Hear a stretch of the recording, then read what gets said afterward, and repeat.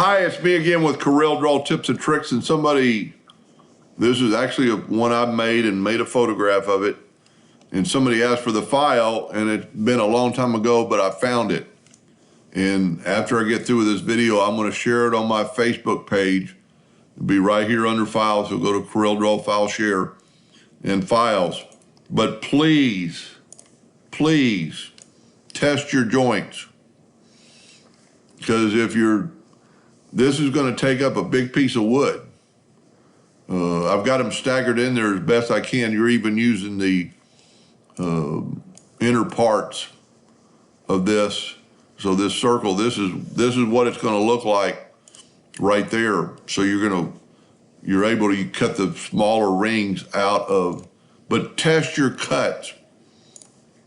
I've actually got them already cut out.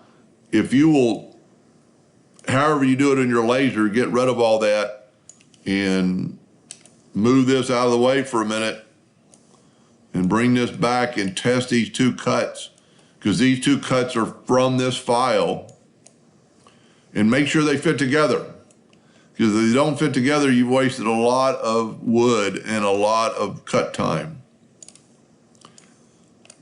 There's what I started with, but I drew it by hand. And it came out really well. My son still uses it in his garage. So feel free to use it. Change it up if you like. But just, it was kind of fun to draw. And it's kind of easy to put together. It's got 3 circles, a small, medium, and a large. The small goes on the very top, which has a hole cut in it to put your lamp cord.